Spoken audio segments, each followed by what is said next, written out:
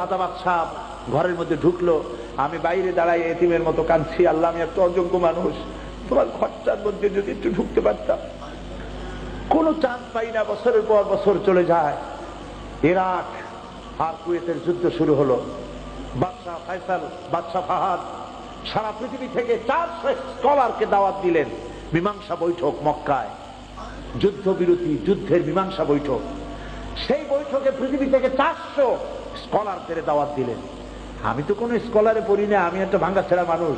বললাম, আল্লাহ এই কদিন তো আমি গেছি, হজ করতে গেছি, ওমরা করতে গেছি, এবার তো রয়্যাল গেস্ট হয়ে, স্টেট গেস্ট হয়ে, বাদশার মেহমান হয়ে যাচ্ছি, তুমি দয়া করেছো বলি এটা সম্ভব হয়েছে। তুমি যদি ইচ্ছে করো এইবার একটা চান্স তুমি দিতে পারো, তোমার ঘরটা একটু ঢুকে দেখতাম। আল্লাহ কি মেহেরবানি, হোটেলে আমাদের জায়গা করে দিল।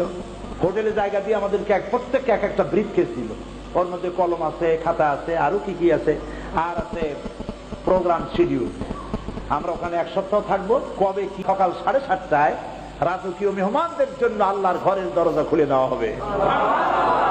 বিশ্বাস করুন, এইটা পড়া মাত্র আমি কাঁদতে ফেলছি। আল্লাহ তুমি তোমার গুনাহগার বান্দার দোয়া এইভাবে কবুল করলা।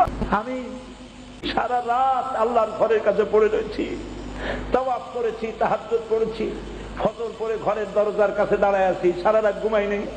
দরজাটা খুললি আমি ঢুকবো এই নিয়ত করেছি, কিন্তু প্রথম ব্যক্তি আমি হতে পারলাম না। প্রথমে গভর্নমেন্টের লোক প্রথমে ঢুকালো, আজাদ কাশ্মীরের প্রেসিডেন্ট সরদার আব্দুল কাইয়ুব, তাকে ঢুকালো।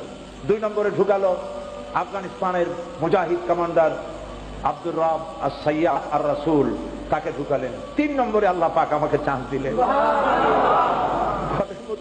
ঢুকলাম, কিন্তু ভিতরে ঢুকলে চারদিকে কাবা, রাসূলুল্লাহ চারদিকে ভিড়ে নামাজ পড়েছেন। আমি 2 রাকাত